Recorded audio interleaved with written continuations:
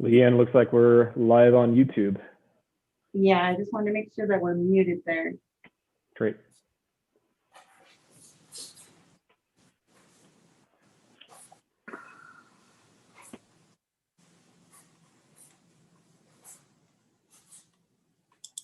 Okay, I think we're about ready to get started. So we are recording. So Joe, whenever you're ready to go, we can kick this off. Great. Yeah, good morning, everyone. Leanne, let's take roll call, then we'll do a call of order. Great. Okay, do I have Alex Delto?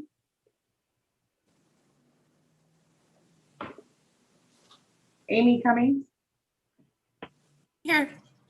Brian Stewart? Here. Wayne Smith? Here. Jim Rendell? Here. John Blanford? John Kropotnik? Here. John Martini? John Erickson? Present. Craig Knudsen? Here. Kurt Dietrich? Larry Chesky? Here. Mike Michelle?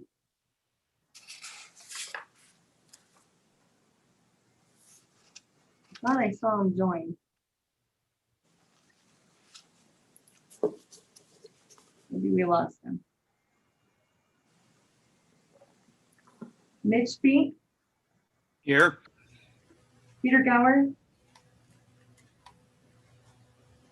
Randy Walter? Here. Ted Erkin?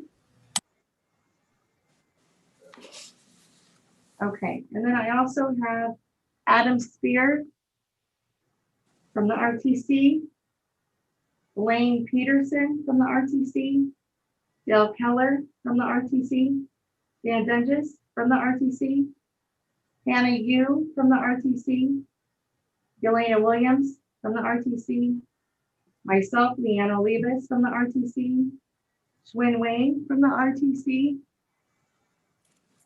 Carl Stabley, Claudia Hansen from the City of Reno, and Damian Kerwin from TMRPA. Did I miss anyone? Leanna, I have a question. This is Jim Rundle. Yep. Is John Martini, I didn't think was on the RRIF TAC anymore. I think it's John Erickson and me from Sparks. It is, but he's listed as a backup just in case. So he did tentatively accept this meeting. That's the only reason why I called his name. Oh, okay. I just wanted to make sure for future he wasn't going to be considered as part of a quorum percentage. No, this is just only if you two weren't here. Okay. Was there anyone else that I missed? Looks like I have Amber Bowsmith joining from the RTC. Okay. I think we're ready to get started, Dale. Great. So we have a quorum, correct, Leanne? We do have a quorum. Great. So I will go ahead and call the Regional Transportation Commission of Washoe County Regional Road Impact Fee Technical Advisory Committee meeting in order.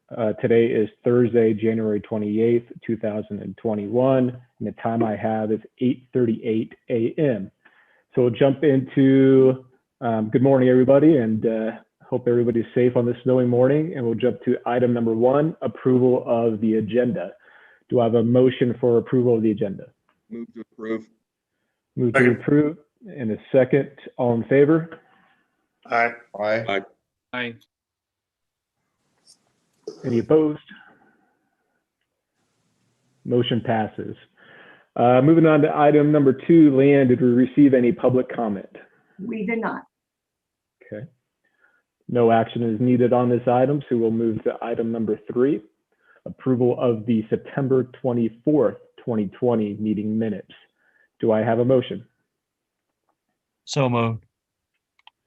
Second. Any discussion? Okay.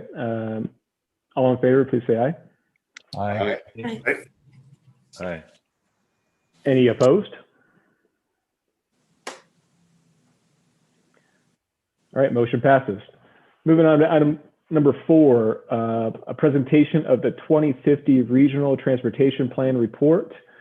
Today, Mr. Dan Dunges from our RTC Planning will be presenting on this item. So Dan, I'll turn it over to you.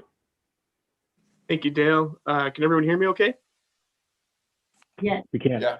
Great, thanks. Leanne, I don't know if you have the agenda up. Can you, thank you. I'm going to provide a brief presentation here. So let me just share my screen.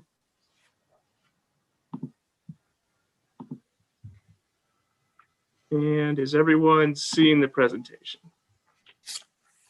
Yep. Okay, great. Thank you. And I realize that some of you may have seen this before or something similar, so I appreciate your attention in through this, and just want to give everyone the opportunity to kind of catch up. I want to provide some updates as to where we're at in the 2050 Regional Transportation Plan, or RTP, and kind of what our next steps would be going forward. So just a little brief background. The purpose of this plan, it's a federal requirement, and is to identify the transportation guiding principles and goals for the region. And as you are probably all familiar with, we do develop a project listing and kind of a general timeline on how those projects are going to be implemented. This particular plan that is under development has a horizon year of 2050.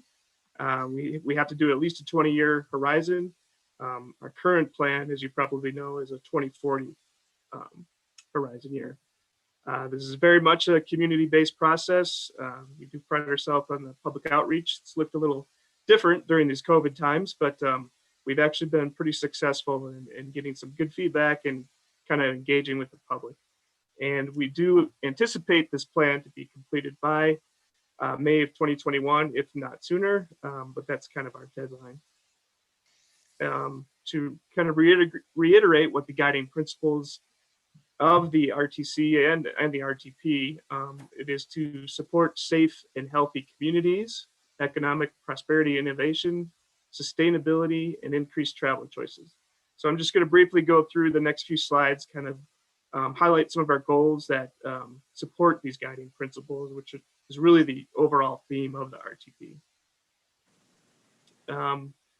And again, speaking to kind of our outreach efforts, we've developed a RTP agency working group throughout the process. So really the plan development's about an 18-month process. And so we've had engagement with this group. We meet bi-monthly or every other month. I'm not, I always get those two confused, but and we also have an inter-county working group. We've met kind of more on a quarterly basis. And this is really kind of reaching out with our stakeholders, really beyond the region a bit. Like folks from City of Carson or Carson City, City of Fernley, up at the lake, TMRPA or TRPA, Story County, and others. And then, of course, we have all our advisory committees, of which this body is, and that includes our TAC and Citizens Multimodal Advisory Committee. We were fortunate to have a couple of community workshops kind of right as the pandemic was really starting to impact everyone. So we got a couple of workshops eked in the very beginning there and got some good feedback from that. But we have since had kind of a series of surveys and virtual presentations. And we kind of track all the viewings and obviously the responses we get in the surveys.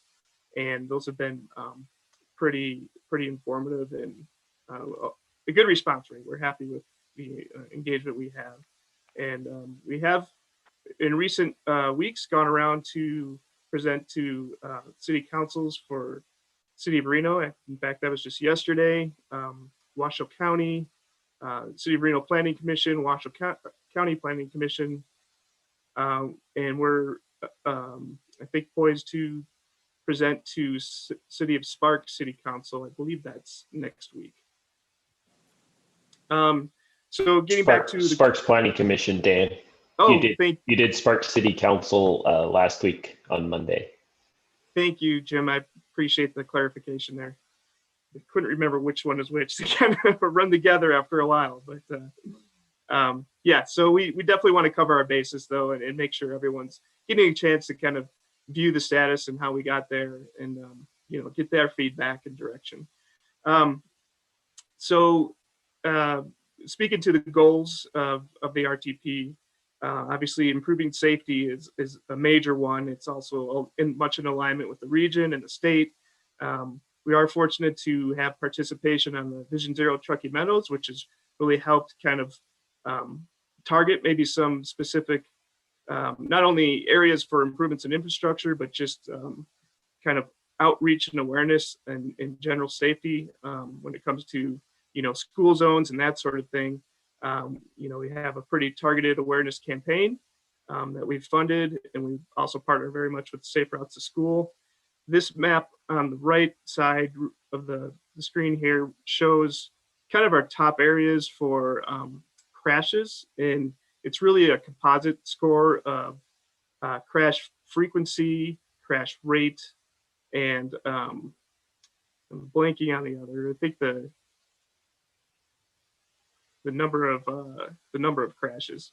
So, but anyway, we've kind of taken all that data and compiled where the most significant crashes have occurred. Crash severity was the other one. Sorry about that. And also we want to integrate our land use. And we've worked very closely with Truckee Meadows Regional Planning Agency. I believe they gave a presentation to this body last month kind of on that process and how we integrate the regional plan into our modeling purposes. But we also kind of went a step further and took our list of projects and overlaid that with the TMRPA land use tiers, and kind of developed that as another prioritization for our projects, and giving heavier weight to projects that are more in the urban core where that density is to support them. And of course, this is really a kind of a statewide, even national spotlight right now, is just promoting sustainability and with that, healthy communities. We have worked closely with the state in the Nevada Climate Initiative, and we're kind of still, that's I would say a developing initiative. So we're looking to how we can support that going forward. And I anticipate that we'll be much more involved once they've kind of better identified some metrics that they want to track and goals to get there to reduce our emissions. Our RTP does have to be what's called in transportation conformity. And that means basically that any of the projects that we're proposing over the length of the plan, the time frame of the plan, can't exceed, the VMT can't exceed the motor vehicle emissions budgets that are already established for a region in terms of what's called criteria air pollutants. And so we work very closely with the EPA and the Washoe County Air Quality Health District, Management District as well, when we do our air quality analysis as part of our modeling efforts. And so some of the other goals, I'll just briefly run through these, of the RTP are to manage existing systems efficiently, to integrate all types of transportation. Anything we do, even if it's a capacity improvement, we do try to incorporate complete streets elements where it's feasible and appropriate. So, adding infrastructure for active transportation like bicycle and cyclists and pedestrians, and if we do have a transit route there, making that kind of first mile, last mile as accessible as possible. I kind of spoke to promoting regional connectivity, and some of our partners we work with kind of outside the region. Very much a focus on equity and environmental justice. We don't want to have any adverse impacts to any demographics or populations that are more vulnerable to some of these improvements that we're doing. And so we want them to obviously benefit everyone in the region as a whole, but to take extra care that no one population is being overlooked. improving freight and goods movement. We're seeing a lot more, industrial development and warehousing, logistics centers in our area, and we want to keep everything moving efficiently to the best of our ability. Investing strategically, and of course, monitoring our implementation and performance. And we have been tracking some various metrics over the years and seeing how we have our goals for our performance measures and seeing how we can meet those. So this is just quickly some of our milestones. I did mention we had an in-person workshop early on. That was back in February, almost a year ago now, hard to believe. We had an online survey to support that, and really just getting general feedback of priorities of what it is the public wanted to see in the region in terms of the types of improvements. Later on in the year, in the summertime, we did a call for projects. So we basically went out, of course, with our stakeholders, but also to the public to see, what projects are you interested in seeing? Is there something that maybe we're not considering that we should be? So we got some really good feedback on that. I think we had about a list of over 200 projects, and those range from everything from new roads to, hey, this section of road needs some sidewalks. So full gamut of projects. And because of that, we wanted to kind of have like projects grouped for comparison and prioritization. So we did issue a follow-up survey. Once we had all the projects, kind of the universe of projects kind of listed out, just to see which ones kind of rose to the top. And we looked at the categories of freeway projects and new roads, capacity, so essentially widening or extending roadways. And this was not mutually exclusive of multimodal improvements, as I alluded to earlier, but then we had another category that was exclusively multimodal improvements. So with those 4 categories, we provided a list of projects to the public and received input as to what the top projects were. So once we had all that information, we applied some of these other factors that I already talked about, like our safety. We looked at traffic volumes and congestion that we've got from our travel demand model. So we looked at both existing and also our 2050 forecast year, project readiness, the TMRPA land use tiers, whether or not there's funding available or committed. Looked at equity issues. And there's kind of a host of, some subcategories that we looked at to kind of define what equity means. Whether or not, projects were supported by our bicycle and pedestrian master plan. We looked at any areas where there's natural concerns like flood mitigation. Again, we took the public input from the results we had, and we actually did the same survey, but kind of separated out the responses from our agency working group. So we kind of compiled all these, and this helped us to prioritize our projects with a ranking. That said, that was just really to inform us going forward and present to the decision makers. I wanted to be clear that, if a project got a high score, that didn't necessarily mean that's where we're going to put all our investment in, but it's really just kind of an information tool that we use to kind of help develop our draft list of projects. So probably what you're all most interested in is how everything shook out and what kind of projects are. So I'm going to briefly run through a series of maps that show some of the types of improvements that we are proposing. And we've divided up the RTP, as we have in previous RTPs, into different timeframes. So looking at the first 5 years and the second 5 years, those first 10 combined are really what go toward making our CIP, which obviously this body is very familiar with, kind of determines the RRIF program as a basis for that. So, and then we have what we refer to as the out years, which will basically be from 2031 and beyond. So starting with the first 5 years, this map kind of shows all the projects that we are considering. I'll just go through the legend, and it might be kind of hard for you to see, but the kind of gold colored areas are capacity projects that we've identified.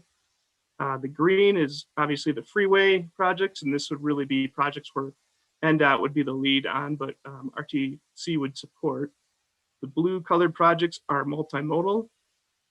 The kind of orange dashed projects are projects that we are considering for design in this particular time frame.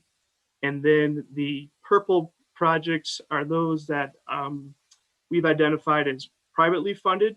So we want to include them into the RTP in our travel demand model to, get the more accurate roadway network and VMT results. But from a financial perspective, we aren't saying that RTC is going to fund these projects.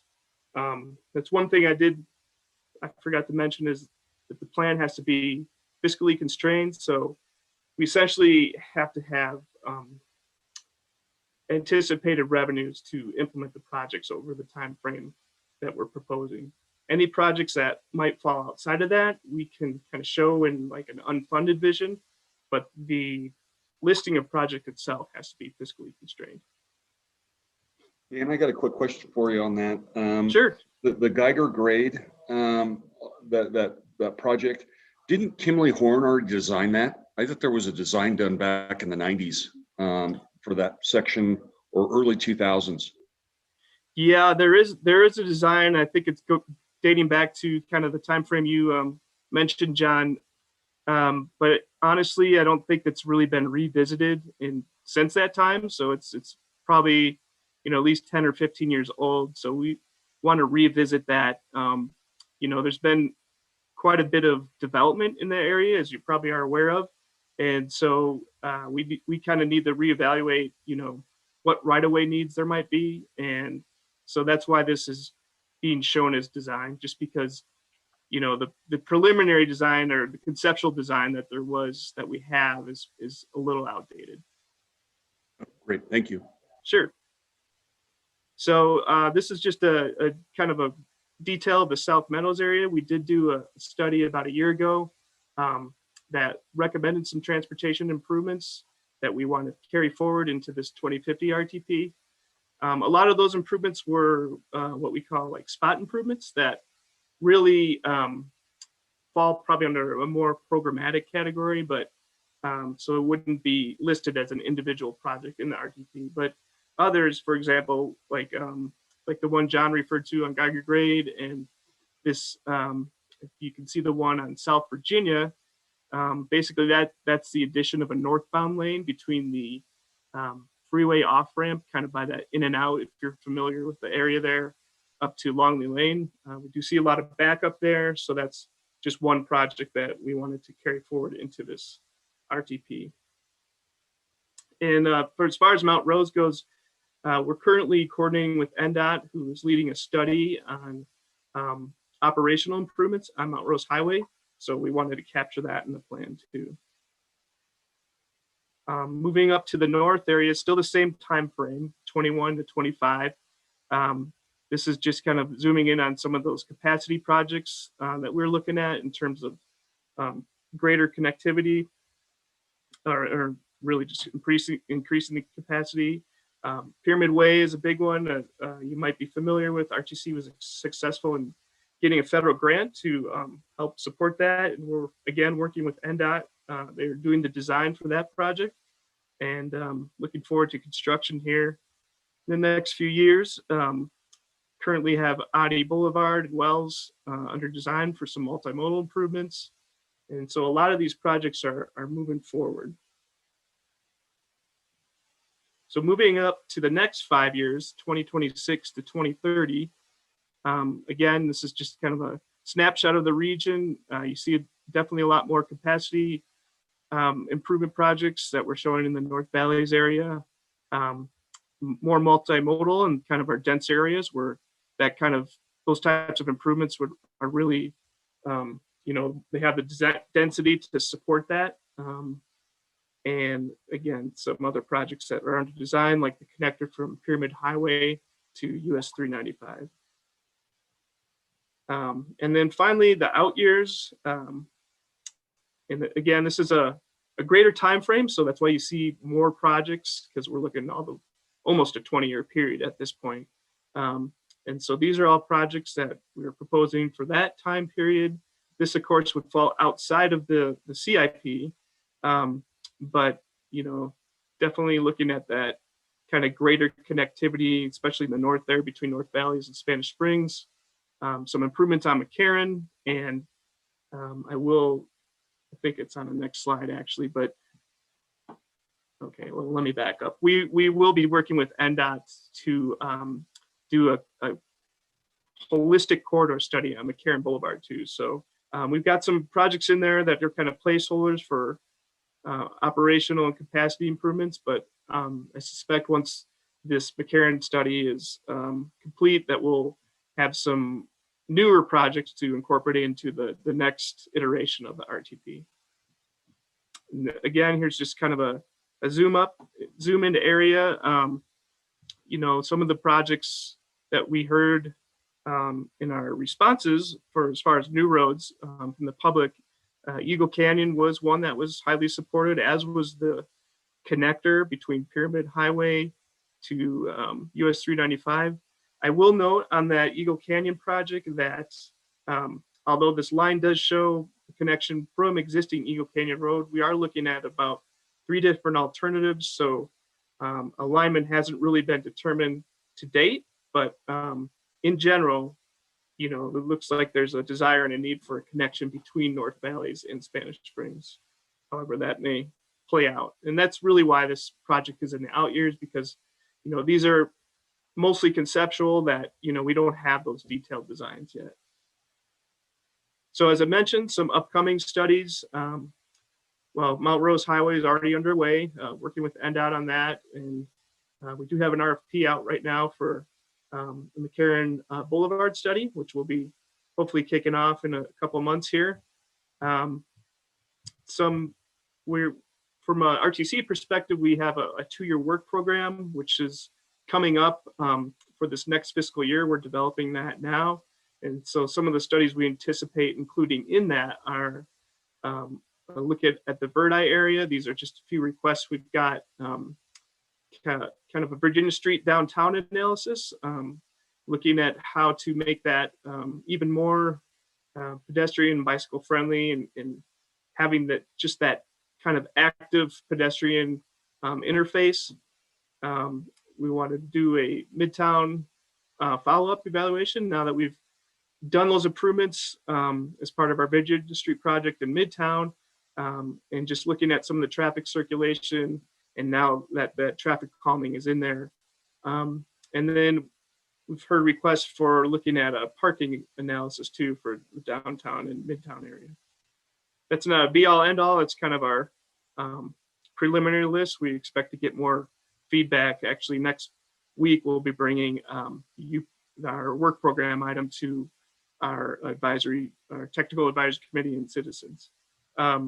And just briefly, priorities for the transit system. It's probably no secret that nationwide transit's really taken a hit during these COVID times with the pandemic, and so RTC is of the mindset that we want to continue to provide a efficient and cost-effective service, and really kind of keep the investment in our core with our fixed routes, and provide that high quality service to attract those people that our workforce, and really demonstrate the value to new riders. We continue to make innovative approaches to mobility. Our public transportation department has just really done some really great things to keep ridership even during these times, and making it more convenient for people, and more attractive for people to use. If there's additional revenue available, we'll look at expanding some of those fixed route services. Right now, we've been really successful in supplementing that by using Flexride, what we call a Flexride service, which is essentially like a curb to curb microtransit. And so You know, it operates within zones. It's available on demand. Basically, you can call up a ride just like you would if you were going to take an Uber or a Lyft. And these Flexride can, if not providing you to your exact destination, it can connect you to a fixed route where you can kind of go on from there. So it's really been successful, and we're trying to look at areas to expand this. Again, if funding is available. And lastly, just kind of a long-term vision for transit. We, you know, obviously you're probably familiar with the Lincoln Line, which is our bus rapid transit service that connects our downtown Sparks to downtown Reno. We're looking at expanding that further to the west on 4th Street, and our Virginia Line, which again is a subject of the improvements we did in Midtown, looking to extend that further south. And these are some long-term concepts. You know, there's a lot of development happening on South Virginia, as you're probably aware, a lot of multifamily going in there, and more retail. And we see this kind of in tandem with some of those Flexride services to kind of access some of those neighborhoods where we can't realistically run a bus rapid transit into those neighborhoods to provide a direct connection. So the Flexride could almost be like a feeder service to support this. And we are anticipating densities to increase down there, so especially along the Virginia Street core, and that's really kind of our long-term vision. So with that, next steps, I forgot to update this, so forgive the first bullet there, but we did obviously have that last survey where we got those results that closed a couple weeks ago, and we had a virtual public meeting on our website to kind of supplement and provide some background information on the survey. We are in the process of finalizing our project evaluation. We did bring a draft list to our RTC board a couple weeks ago, and we got some good feedback there, but largely it was accepted kind of as was. And so we're just doing some final adjustments with that, and we're going to start programming those capacity projects into our travel demand model for our next steps in our modeling and to get our air quality analysis complete. As I mentioned, we want a final plan approved by May, so hopefully we'll have a draft plan that we can share with the public, you know, as early as March and April, and that way we'll be on target. And that's really the end of my presentation. So I'm happy to answer any questions. I've got a question for Dan, or a couple, if that's okay. John Krompatic here. Good morning, Dan. Morning, John. I'm no video today, but you can hear me smiling. Is that cool? That works for me. Hey, can you go back to one of the maps that showed capacity related improvements? Yeah. I remember several in yellow, and I just wanted to look at those. You know, we know at a gut level, right? Everybody on this call, there's many, many millions of dollars in those. Let's see, which was the one that grabbed my attention? I didn't realize how robust some of the capacity related improvements are for the north part. There was something that did some big wraparound arterials. Maybe, is that it right there? Did you have something that zoomed the north valleys? Yeah, is this kind of what you were thinking of, John? Yeah, Or maybe that's There we it. go. And then you had one that showed, there it is, SSER. I didn't even know about such a, is that an arterial? I'm sure it is, or maybe it's a major collector. That right there, right? There's a lot going on there in terms of dollars. What analysis are you doing? I guess it's going to be like a bang for your buck analysis, right? Some sensitivity or some cost benefit analysis to justify all of these expenses. Yeah, no, that's a fair question. And we did update our cost estimates on all the projects. We actually enlisted the help of a firm to help develop those cost estimates, because, you know, some of these projects were carried over from our existing RTP, and we just felt like maybe some of the estimates were a little dated. So we wanted to, you know, try to get those as accurate as possible at this conceptual level. And then anything you see in this time frame is inflated too. So, we've accounted for that escalation. It's not listed in today's dollars, and that's really what we have to do to have this fiscally constrained plan. In terms of the prioritization, we applied kind of that list of factors that I showed in another slide, an earlier slide there. And again, that's not the be all end all, but that kind of helps us on a kind of an order of magnitude level to see, which projects do we get the most bang for the buck? And so that was considered as well. Fair enough. Thank you. More to come for sure, right? Absolutely. Yeah. I mean, I realize we're stretching out there, but in the near term, in the closest part of that window, you're only 10 years out. We know how 10 years goes, Oh yeah. One other question real quick. Did you show a slide? I heard you talking about it and I walked away from the screen on what is going on with the McCarran Boulevard scope? What is the nature of that? Yeah, I basically just had a bullet, but this is something that NDOT approached us and wanted to kind of jointly do a study. They kind of liked our format and model for how we've done other corridor studies. And so they wanted to enlist our help with this one. And really what they're trying to decide, because NDOT does own and operate the whole McCarran Ring. They want to, as best they can, identify a vision for that ring road. Obviously, development patterns have occurred over the past decades that are really just different just in about every section of McCarran. So just looking at how they can improve kind of operations and safety, but also at the same time moving traffic effectively. So there could be some conflicting goals there, but that's part of the reason they want to do the study, is to kind of sort those out and really see what the best treatment is for McCarran going forward. Okay. Thank you, Dan. Sure. Thank you.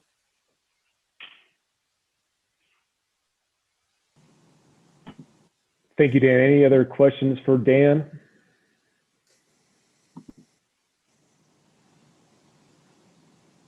Hearing none, I'd like to have a motion to accept this report of the 2050 RTP.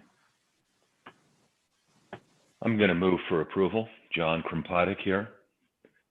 Thank you, John. Do we have a second? I'll second it. It's Randy Walter.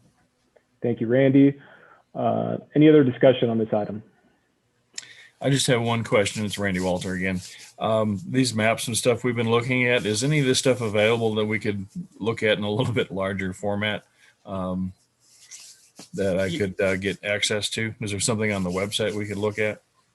I believe we do have it posted. If not, it will be up there, but they're all marked drafts. So, I mean, this is certainly something I think we could share with the group, Dale, if you want to mail out the presentation. So just understanding that it's still a bit of a work in progress, but. Sure. No, I understand that. I just would like to kind of look at this snapshot that you've got right now and just kind of absorb it. And kind of like John mentioned his comment on that one map. I mean, I like to at least have an opportunity to take a look at some of this stuff, realizing it's draft and it'll change over time. But absolutely, yeah. No, we can. I'll send it to Dale so he can, or Leanne, so they can distribute it to the group here. That'd be great. Thanks. Thank you.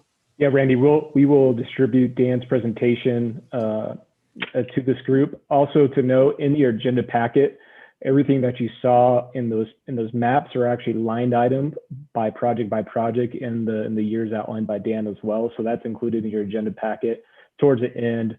I think page like 24 or something like that. So that's also in there just for reference. Okay.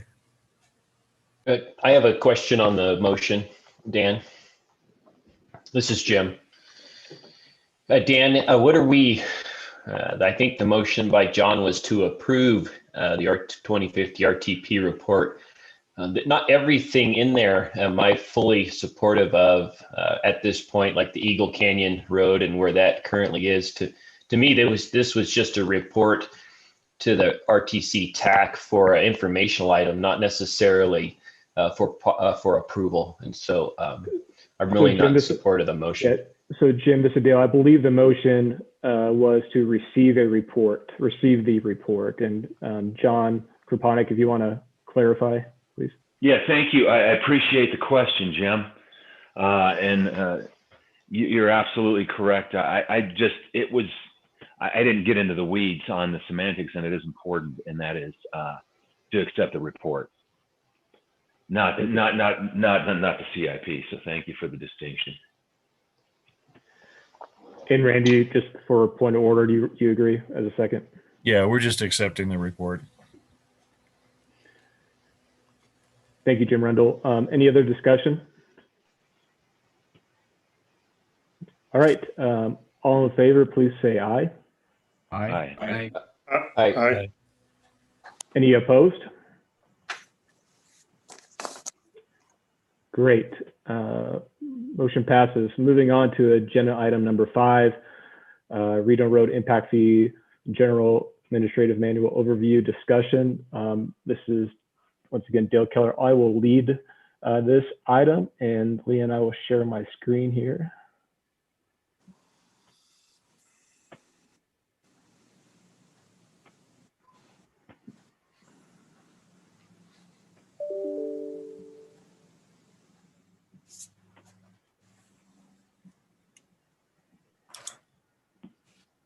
Just to confirm, everybody can see my screen?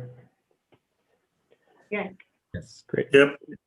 All right, thank you. So in unison with the 2050 RTP update, it has a effect on the next edition of our GAN manual for our RRIF program, as everybody is aware. So we're currently in our 6th edition. We are moving forward to our 7th edition.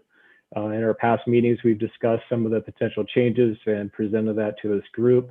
And today's presentation is going to be focused on taking off what Dan presented on projects, maybe on some of the draft RRIF CIP projects. So a little bit of background as we get into this and where we are and how this process works. So we are here in the red box. So we're updating the Regional Transportation Plan, the RTP. And as Dan mentioned, this comes from the TMRPA development model and travel model, RTC's travel model, but the land development model, and that's how it ripples down. Taking the next step, as you see, is generating that 10-year plan of the RRIF CIP and break that up by the service areas. And of course, then at a future presentation, we'll talk about what that developer share of that RRIF cost would be, and then calculate that fee per VMT, as you're all aware, as we get to the next edition to reflect the new 2050 RTP. And a little bit of background how the RRIF CIP is developed and how do we get to the our fees per VMT is we take everything that's identified in the RRIF CIP. We take all the estimates that's developed off the RTP. Then we take out all the other funding sources out there. So that could be federal funding, state funding, local fuel tax funding, and then we boil it down to the RRIF share by service area. And then we take what was developed based off the VMT, based off the travel demand model, and divide the two to get our rate there. So it's pretty important as we go through this next edition to understand what the RRIF share would be per service area, and then understanding what the VMTs are. And just as a disclaimer, we are not at those last two steps, right? So this is the first one. Let's have a good discussion about those projects and what that means as we go through it. I'd like to draw your attention to our agenda packet and in the attachments A and B for agenda item 5. This is a draft list of projects that we're considering as the RTC for both the North Capital Improvement Plan area as well as the South. What we did here was highlight in green the new projects that are being considered or updated. So for example, if you take this new one, Highland Ranch Parkway, it's from 5 bridges to Pyramid Highway, widened from 2 to 4 lanes. And we're still working on cost development for that widening aspect of it. Also, you'll see here in red are projects that were either deleted, and we as the RRIF program didn't delete the projects. It was came out of the process that Dan outlined on the RTP, 2050 RTP. So if we take a look at, for example, this loop road, and here is the limits of the brand new road. And so as stated here, the comment is project removed due to feasibility/need. One other item to draw your attention, so there's 2 pages of this, is broken up at north and south. One thing that we are considering to remove to simplify and clarify our RRIF program and administrating our RRIF program is the removal of using RRIF funds for pedestrian and bike facilities, as well as these traffic signals, ITS operations, and intersection improvements. So what we're suggesting and moving forward is being very prescriptive and clear of what's included in a RRIF program and what's not, in regards to either RRIF eligibility for offset agreements, or to understand how do we develop our fee. This was all programmatic type of money that we put in per year that we're looking to eliminate. That doesn't mean we're getting away from our intersection TE or bicycle ped programs. It's just we're changing the color of money to make it fuel tax money. Dale, with regards to RRIF waivers being eligible for traffic signal improvements, that they will no longer be in the 7th edition. Is that what you're saying? For standalone, correct. For standalone traffic signal projects, they would not be considered in that 7th edition, correct. But for example, just to clarify, for example, if we have a roadway widening that doesn't impact traffic signals, and we go through the manual and they're RRIF eligible, then they would be considered eligible, correct? That's still the same process of eligibility, still needs to be brought back to this group as well. Okay, thank you.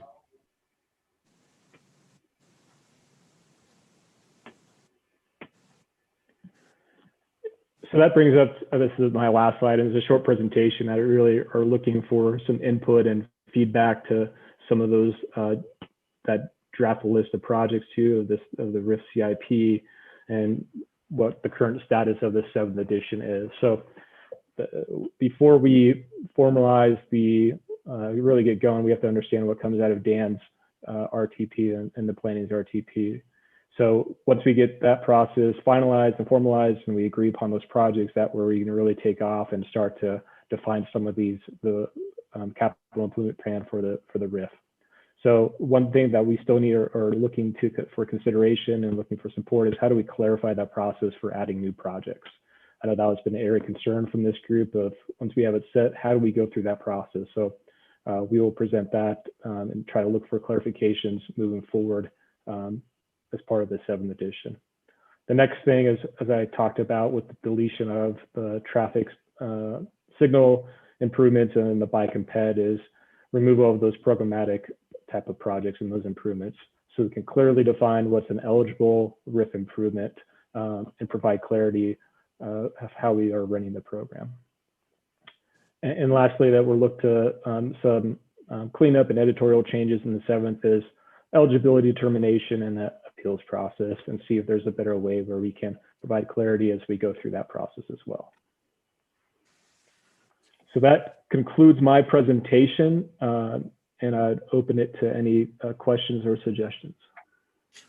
This is Craig Knudsen. As part of like the other one, this is just for acknowledgement of receiving this, and we're going to have a chance to review all this and come back to you guys for the approval.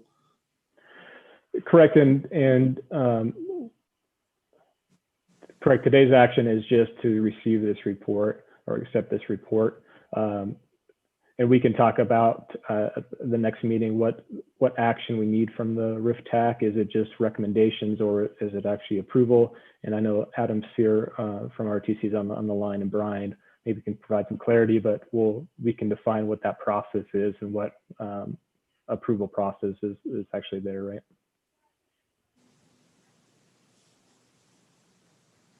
Thank you. Or go ahead, Craig. No, go ahead. You know, the one thing that we all need to keep in mind is the you know, when we're looking at adding new projects, the model that is developed and utilized for the RTP is a snapshot. It's a specific point in time.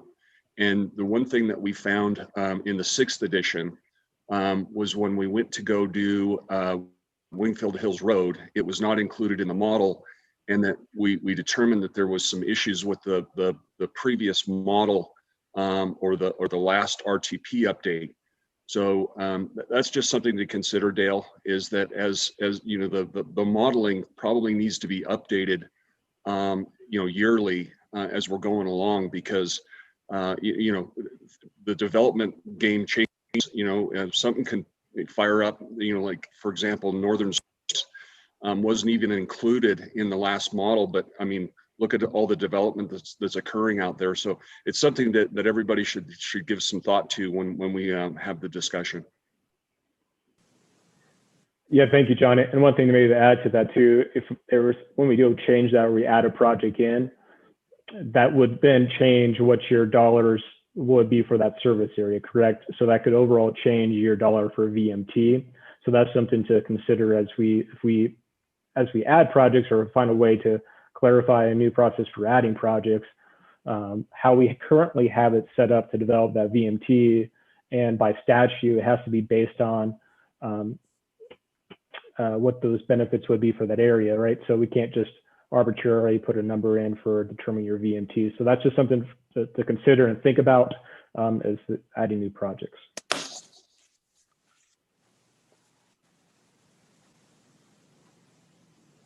This is Randy. As a comment on the traffic signal component, I know there's been very few fee waivers in the past several years, but some of those have been traffic signal improvements, primarily because they become conditions of approval on a project.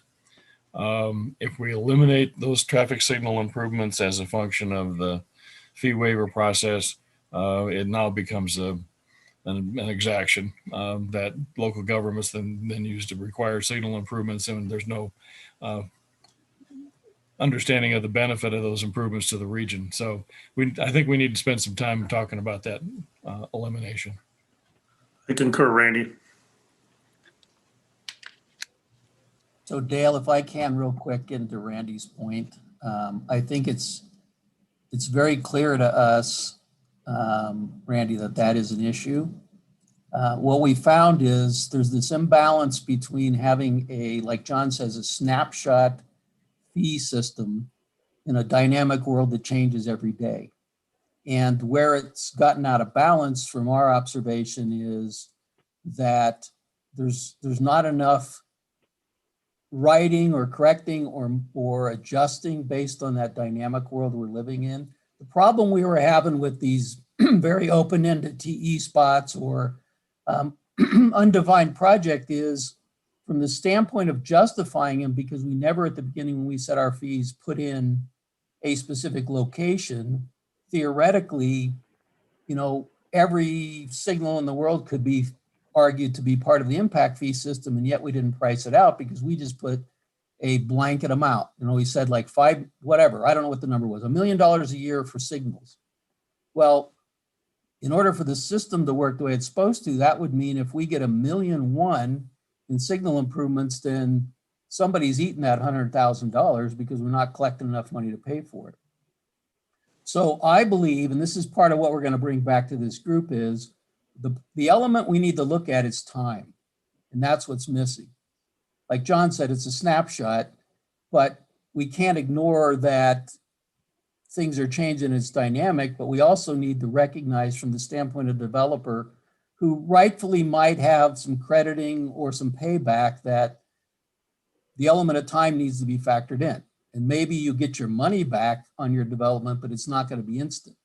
It would be, for example, the next update where you put in that signal that it was agreed between the local government and the developer that it was creditable, but you don't just get it instantly because we don't have the ability to go recalculate the fee every time there's a credit. And that's where the system fails.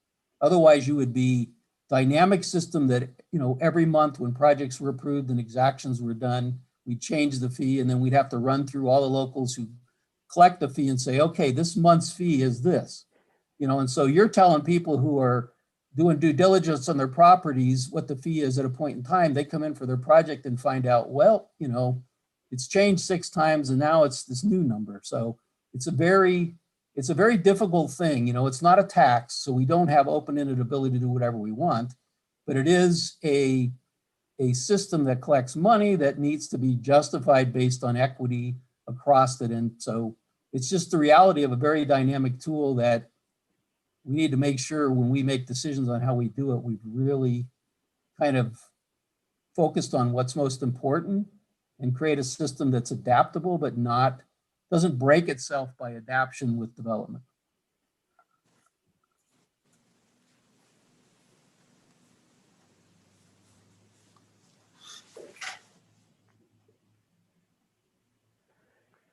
Thank you, Bill. Is there any other comments or anything, any other discussion?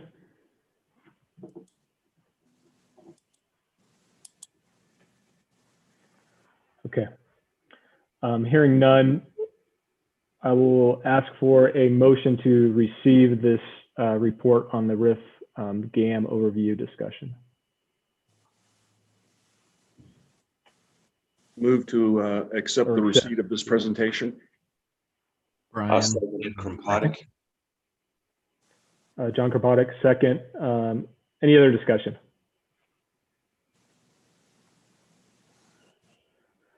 Hearing none, all in favor, please say aye. Aye. Aye. Opposed? All right, motion passes. Moving on to item number 6, public comment. Leanne, is there any other public comment received? No. Great, no action is needed on this item.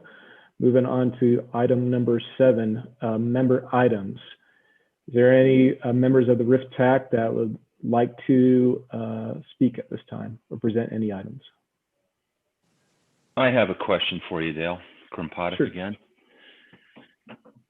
I assume you guys have something in the works. I'm just curious about, you know, in the last year, we've had something that's probably driven the biggest trip reduction program in the history of America. I don't know that, it's intuition. I go through the spaghetti bowl, it feels way different. You hear from any real estate group that has credibility, I'm sure you guys know this, that you look at demand for office, they're calling it a forever condition, right? Where we're gonna have home builders are now doing a lot more home office. All of that makes perfect sense. Is there anything to formalize this in the works at the local level or something that says, here's the new trip generation world on some of these land use criteria? That's all I have. Yeah, that's a very good question, John, and we can bring that back as an item too. And I know that's something that's looked in at the 2050 RTP and as well, but we can bring that back as an item. Thank you. I'd like to chime in on John's comment.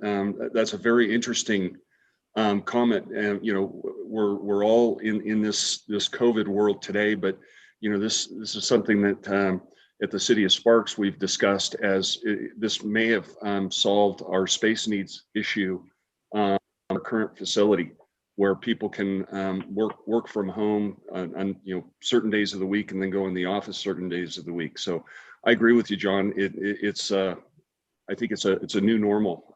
You know, certainly it's going to change once we come out of COVID. But I think that you go through a year of this and you just become used to it. So I think it's an interesting topic. I look forward to it. It really is interesting, and I appreciate what you're saying, John, because I tell people, and I want the electeds to know, because in my experience, and it's only been a year of data or of you know, running and managing projects, the interaction with staff, the ease of the ability to get to staff, to work together, it almost seems like it's improved, which it sounds absurd. As much as I want to be face to face, I don't think we skipped a beat.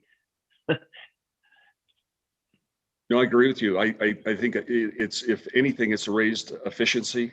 Actually, I was talking with Scott Christie the other day with Christie Corp, and you know, he's working on a project in Sparks, and you know, he was out of town. We were able to have our meeting, get things done, even though, we were all remote. And, the one thing I mentioned to Scott is that, from his office to the city of Sparks is about a 20-minute, half-hour ride. And to get back to his office, he saves an hour a day. Yeah, amazing. So if I can, Dale, real quick to jump on this, because it's an important point. In order for us to be able to defend the RRIF program and the modeling we do, we have to have some sources we use, which I believe historically was ITE rates with, independent studies. Somebody could do an independent study to prove otherwise. So I don't know how long it's going to take for these kind of changes in the dynamic of trips, going from whatever the factor is for a square foot of office to something less. It's probably going to take a little while for that to be baked into, nationally accepted standards. But the end product is, since our capital costs are fixed, it's just going to move the price around so something else goes up. For example, now, if the proportion of trips that were put on office shifts over to homes, we know what's going to happen to the unit price for homes, right? It's going to go up because office goes down. Same thing with commercial. Arguably, you could say commercial trips are down too because people are doing more online shopping. And it's just something we all need to be aware of, because at the end of the day, each of the governments is the one that actually manages this. We're kind of the stewards to make sure the system is sound, but it'll be John and his group that's collecting the fee from people who get a building permit for a house or whatever. And that change in terms of who's paying and what the share is likely to be a very controversial conversation.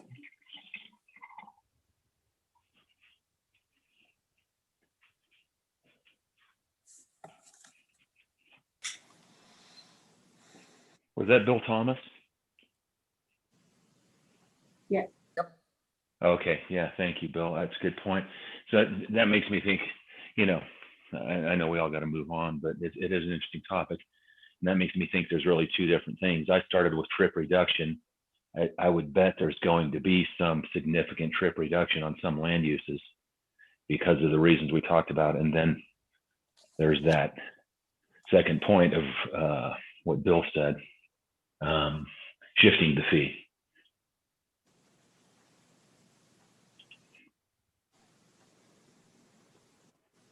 And we can bring that back and have a fuller presentation and a more in-depth discussion on that topic. I think that's worthwhile.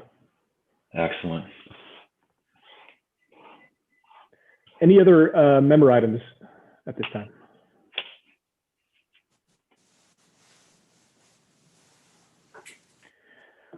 Leanne has proposed the next RRIF TAC meeting is going to be February 25th. Please look at your calendars, and Leanne will coordinate to confirm that's the next meeting. But for now, we will have that set as our next RRIF TAC meeting, pending quorum. Just put that out there. And at this time, can